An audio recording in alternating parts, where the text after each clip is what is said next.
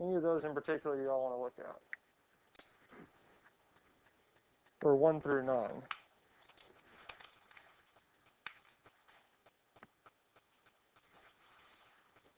we look at 7? Number 7.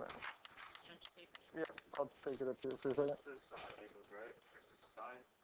So this one here is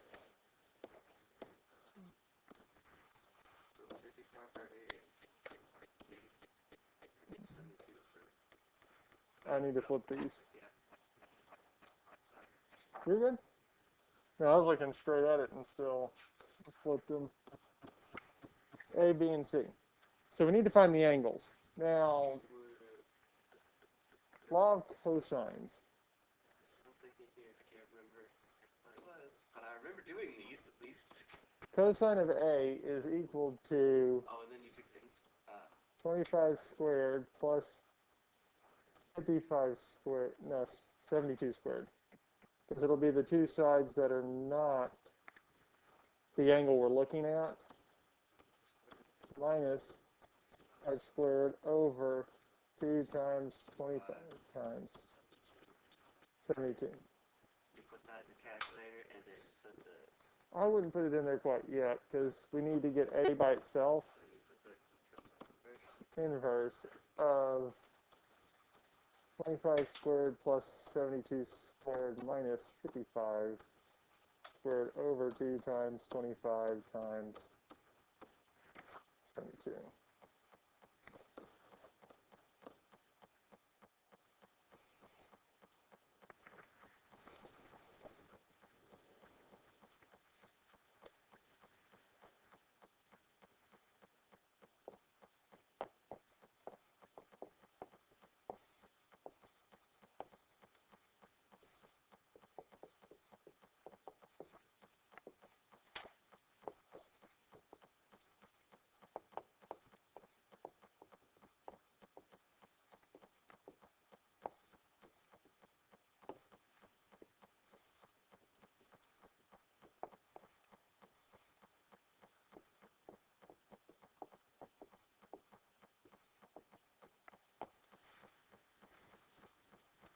And what did we get for A? 39.34.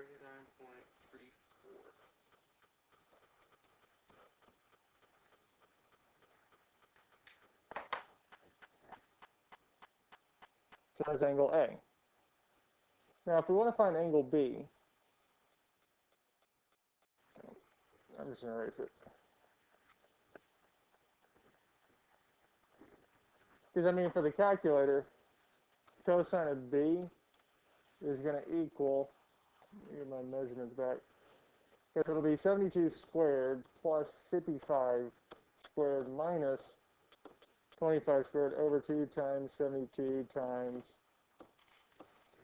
55.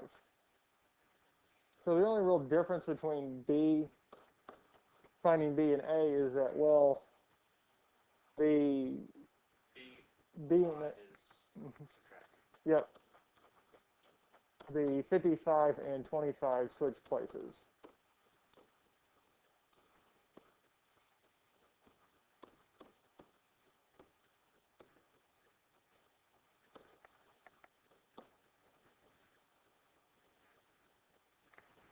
So we can almost use that exact same calculation that you plugged in the first time to find A to be able to find B. But you're switching 25 and 55, which would give us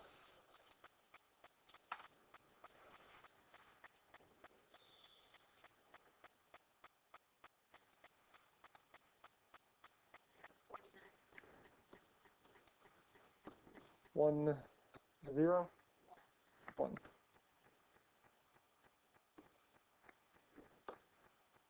So we get these two angles, yes? Well, to find the third, we could use the same formula with cosine, but I'm good without it. Mm-hmm. Right, because we get 5, 5 here, which would be 1 and 9. Yep. Because luckily enough, any three angles inside of a triangle still add up to be 180 because we're still talking about Euclidean geometry. And that'd be it. And most of those there, it's just going to be depending on what the triangle is. If it's set up in law of sines, because if we're given two sides and an angle, and the angle is not in the middle of the two sides, then we're using law of sines. Because either side, angle, side, side. So your side, angle, side would be law of sines.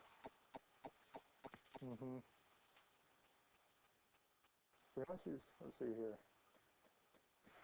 I'm going to draw it out because it'll be easier to see. Because if we're given an angle measure and two sides like this here, we're going to have to use, law of cosines. Because for law of sines, I need angle side A. Because I need that pair. For law of sines, it's sine of A over A, sine of B over B, sine of C over C. Well, I'm missing angle C and angle B. So I can't set up that ratio without having two missing elements. Because I could have sine of A over, we don't know, is equal to, well, I could have B, but I don't know what's on top. And the same thing's true with C. So if the angle is in the center, side angle side, it's law of cosines.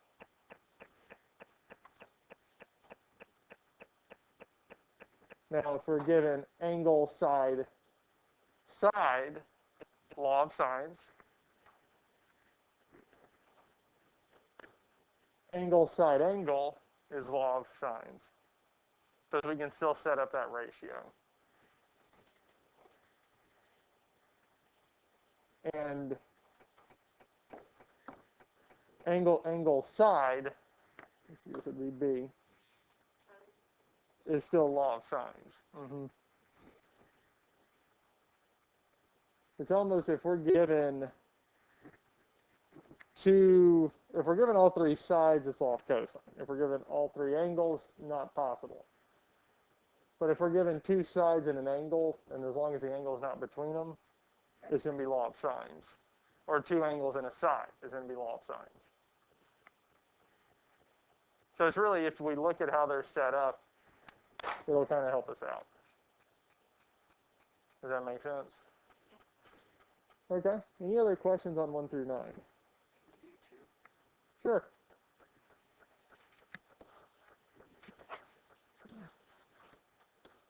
A, B, C. Okay. Angle A is 120, angle B is 45, and side C is 60. 60? 60. 16. Okay. Well, I'd go for the angle first. 5 gives us 50, 70, 15. That's easy enough to find. At this point here, we have to use law of sines to find the other sides, C and A. Now, A is going to be over sine of is equal to 16 over sine of 15. Yes, which would give us A by itself. And on top, we'd have 16 sine of 120 because we multiplied both sides by 120, sine of 120. And we get 16 sine of 120 over sine of 15.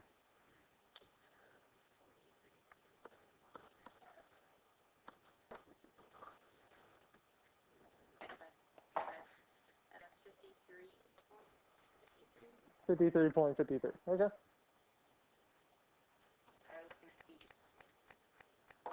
Right, then our other angle, or other side length would be B, which we would do the exact same thing, but we'd end up get 16 times sine of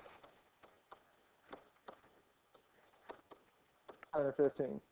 Because we'll set it up the same way, b over sine of 15 is equal to 16 over sine of 15. And then 40 what? And we get this other one here. I always stay away from using one of the, because if they give us side length, a whole side length and a whole angle, I'm going to stick with those. Because side length A is approximated. I don't like using approximation numbers if I can avoid it, because that gets us closer to the real answer. Any other questions on these here? Look at it and it's saying the main error. So does that mean it's no solution? Well, let's look at it and see what it is. Let's see how it's set up. A, C, B, angle 120. Side A is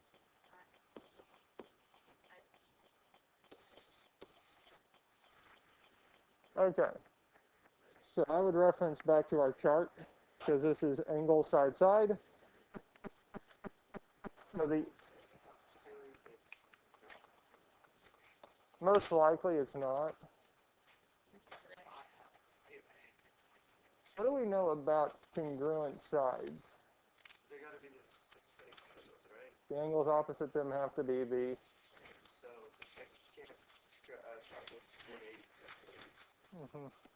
That's 180. Right, so if we look at the reference sheet, so two sides in an angle, so we go to the right. And then is the angle greater than or equal to 90? Yes. So we go over that way. Yep. And A is equal to B, so it is no solution. So it would be no solution. Yes.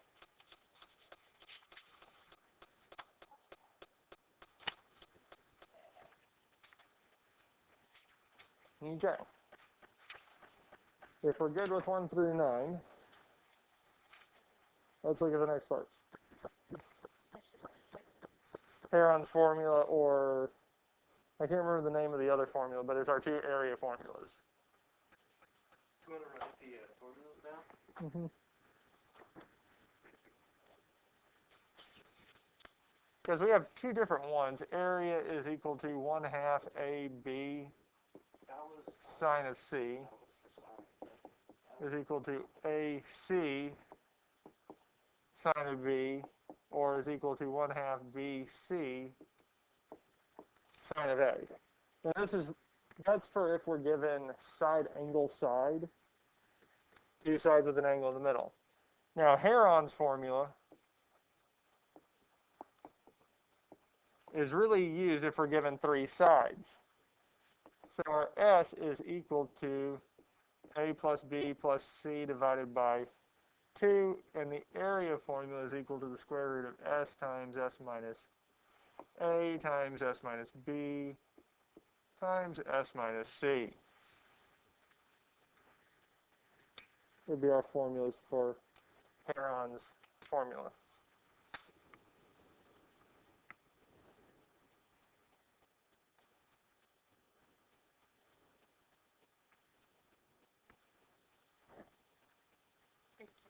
You're welcome. I did realize, I don't know if it's on the review sheet, but on the test, I did not make you find an nth root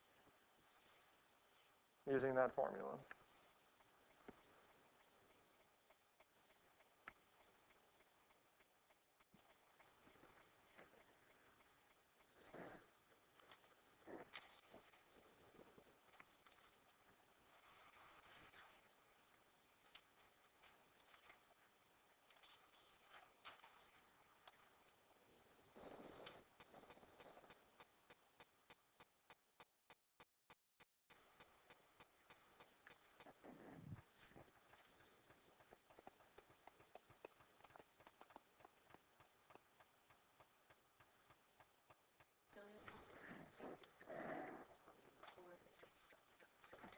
All sides. Yep. I think so. Yeah, so if it gives you all three side lengths, yep, yep, yep. Yeah, because once we get all three side lengths, then we're going to use Heron's formula. If we're given two sides with an angle in the middle, yep. And that's about it. Questions on this here? All right, let's look at the next part. This is what I think is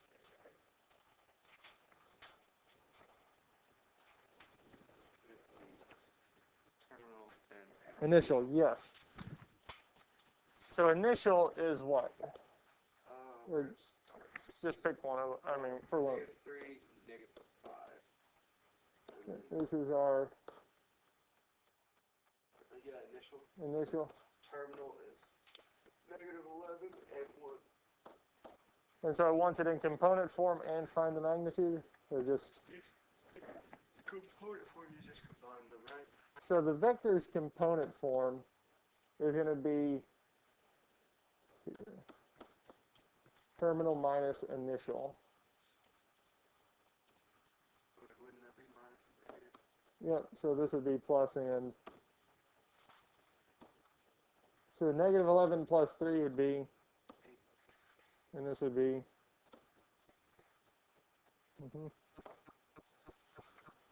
So our vector in component form should be -8, 6.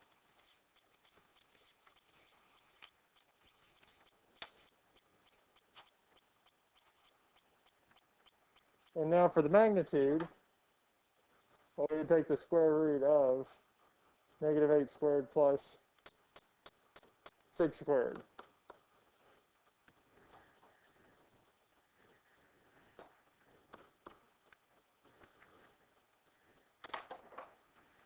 Eight squared is 64. 6 squared is 36.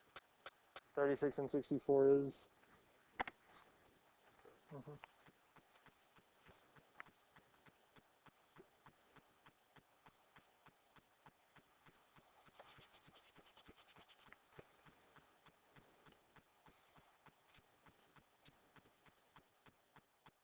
Okay.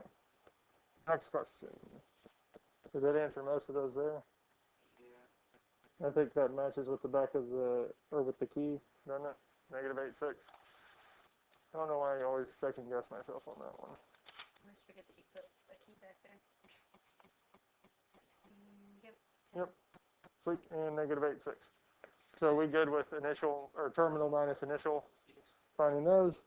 Find u plus v, u minus v, 2u minus v for each of the following.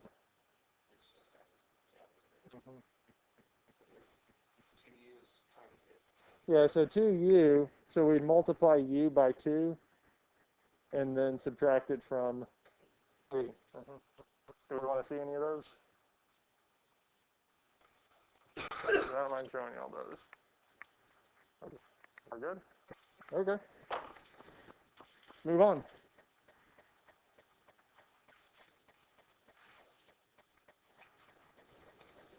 Okay.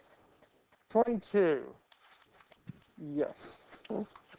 Yeah, I didn't make up a smartboard note sheet for this here. Find the magnitude of the vector.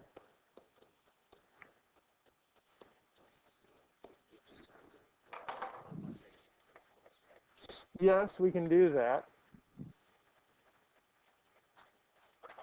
What's V? V is -3 and 6. So we can multiply them both by -3/4. It also works out that the absolute value of... Oh, you can times it by 3/4, didn't you? So we can multiply it by 3/4. And I'll show it both ways so we can kind of see this.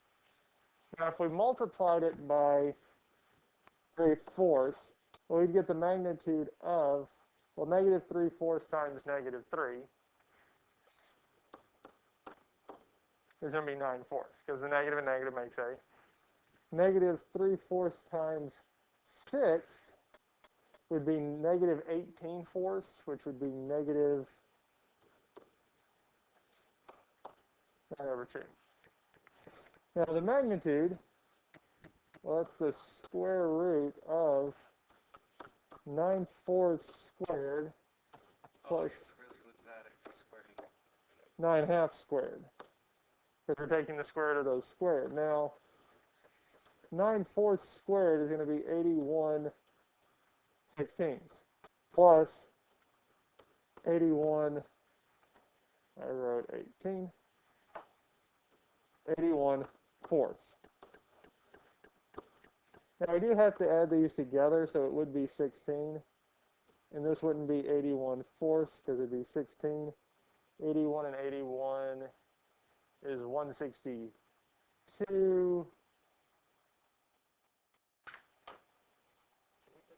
162 and 162, 322. Do 81 times 4. Uh-huh.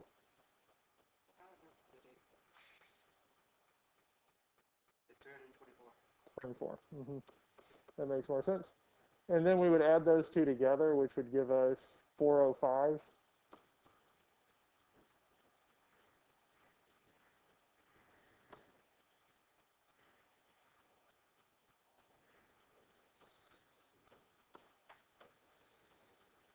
Oh, okay.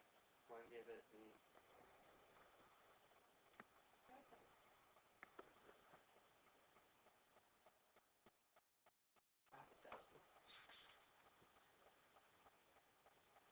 Do 405 divided by 9. 405 divided by 9. 45, that's it.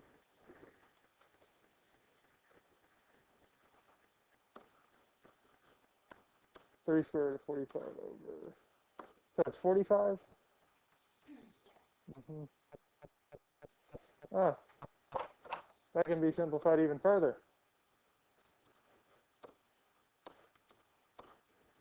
Because 9 times 5 is 45, so we can pull out another 3. So it's actually divisible by 81.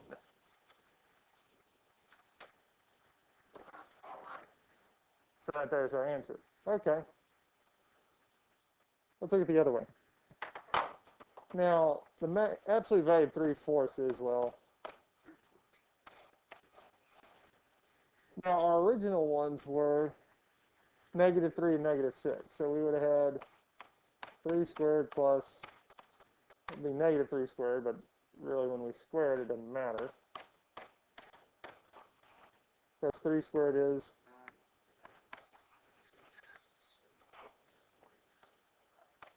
yep,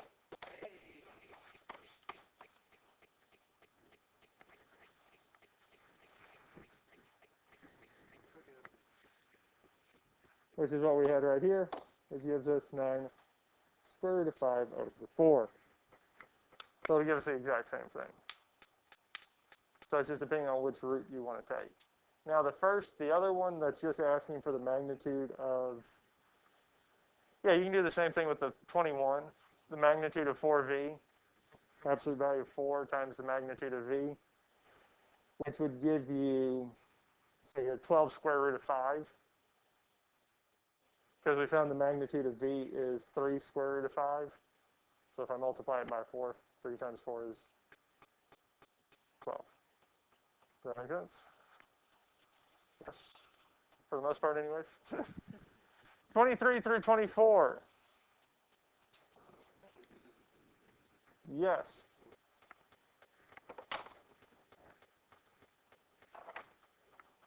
Unit vector is equal to v over the magnitude of v.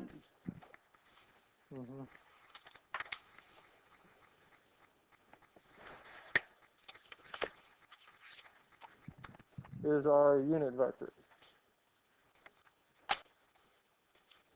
if I'm remembering this correct. Multiplication, vectors. One more page. Unit vector, yep, v over the magnitude of v.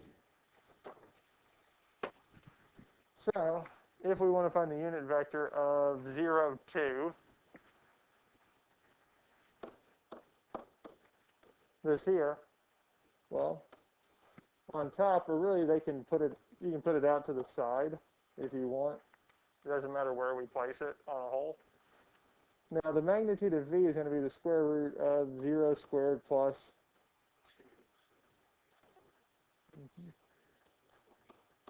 1 over the square root of 4. Well, that's just 1/2. So our unit vector is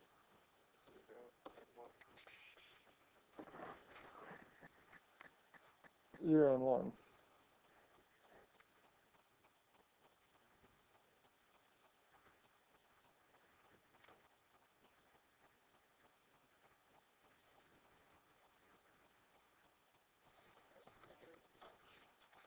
Yeah. I mean, if we wanted to look at -5 and 12, it'd be 1 more space, over the square root of -5 squared plus 44. right, which is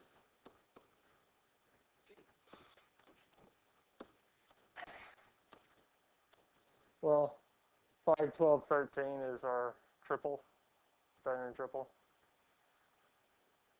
Because 12 squared is 144, 5 squared is 25. 25 and 144 is 169. Now I remember. So this here would be our unit vector. And some of those Pythagorean triples just come back to me randomly, or kind of when I start noticing them.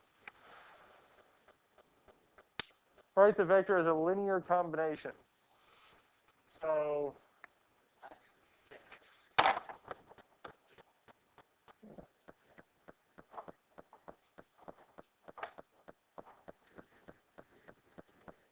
what's our terminal? Or our initial? Let's start out with initial. Initial is 2 and 3. The terminal is -1, -5. Okay, so what we would do is terminal minus initial.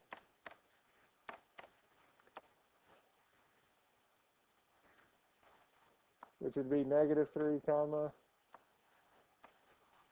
-8.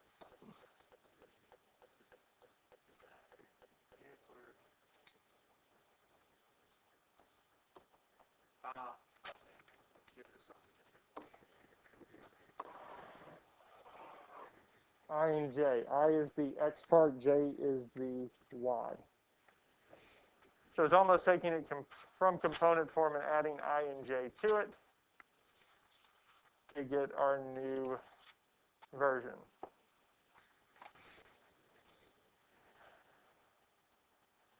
And the magnitude and the directional angle.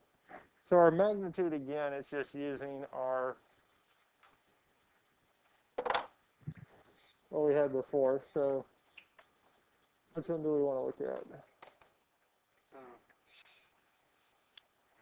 27, I guess. Okay.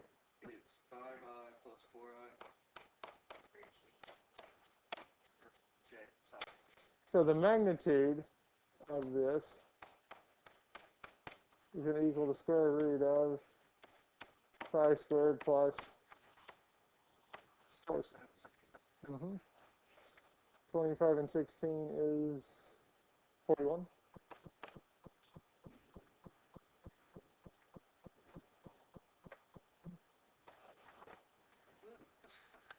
Because we can't simplify 41. Okay. I can look at 28 now. That's true. We just do the, okay. How about this? Because the angle, or let's see here, the magnitude and the directional angle should be our tangent inverse. And if we plug that in, so plug in tangent inverse of 4/5.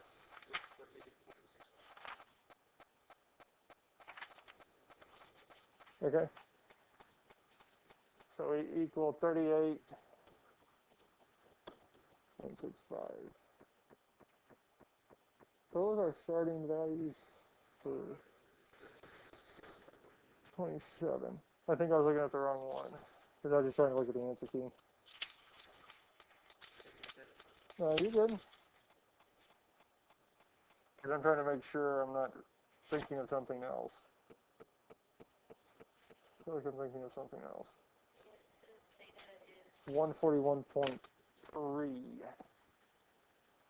141.3.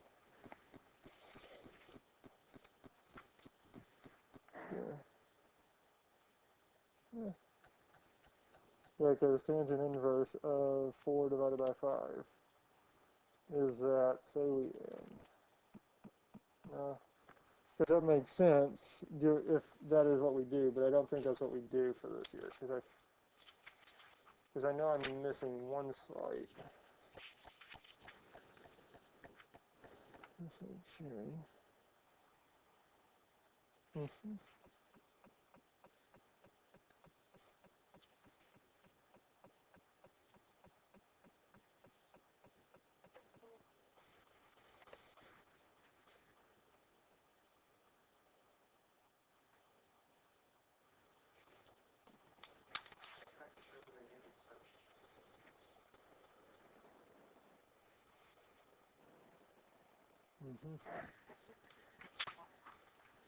Okay, so you're given the last one, yes? Yeah, okay, yeah, so we did that, that's good. Making sure. 27 magnitude and directional angle. Directional angle, once we get it in this form, is just, well, theta is equal to sine over cosine. Simplifies to b over a, right? And we take the inverse of it, and we get that there. Let's see why in the heck I thought. No. That should be it, because b over a, where b is our j. So, yep, no, that's right. 38.65 should be the right answer.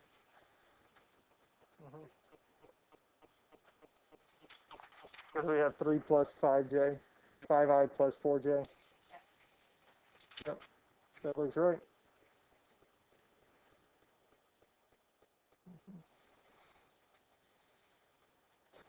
Ah, I know what I did. Yeah, I meant to put,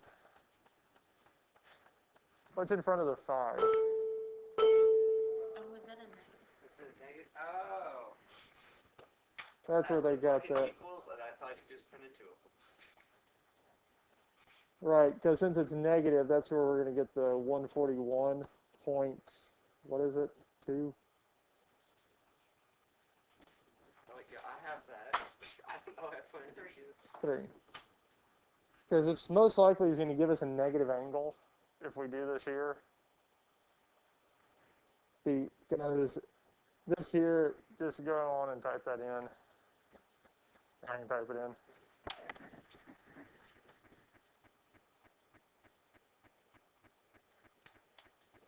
It's going to give us negative 38.65. So we have to add 180 to it because it's not in quadrant 4, it's in quadrant 2, which will give us our 141.3. Because this gave us negative and we had to add. Well, we do need them in positive, but because negative 5,4 is in the second quadrant, the negative angle gave us, because again we have to think, because it's negative, it's going counter, or it's going clockwise. So negative 38 degrees would put us in quadrant 4. We need it in quadrant 2, so we add 180, which 180 will take us from 4 to 2. Yes. What is 28? 8 cosine of 135 I plus sine of 135j.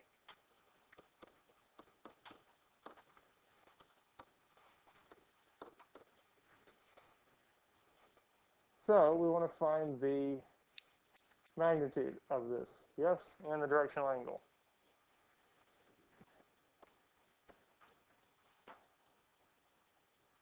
Oh, wait, yeah, because... Right, because our angle is really referencing tangent of theta is equal to, well, sine of theta over cosine of theta. Now, if I really want to get back to what the values of these are, full 8 cosine of 135.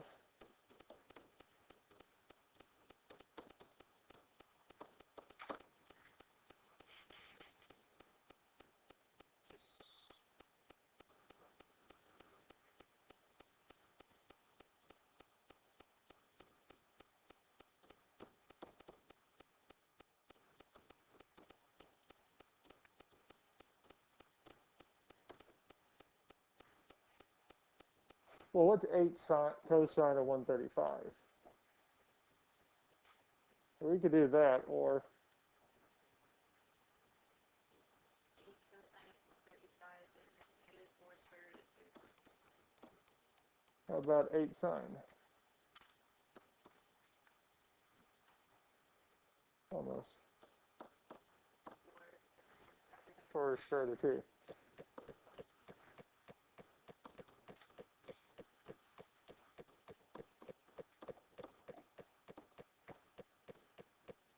So we could do that, or we could just do negative 4. The square root of negative 4 square root of 2 squared plus 4 square root of 2 squared, which would give us, because 4 squared is 16, square root of 2 squared is 2, 16 times 2 is 32, and we've got, they'll give us the same thing, 32 and 32 is,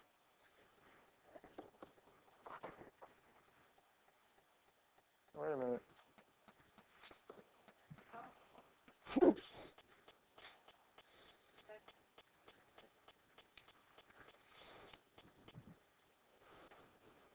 Because then it's the same as the directional angle. You could write the vector v equals the magnitude of v cosine theta sine theta, which is the same as the magnitude of v times cosine theta I plus sine theta j. Yeah, this is just the straight formula, but it still works out that we can get back to it.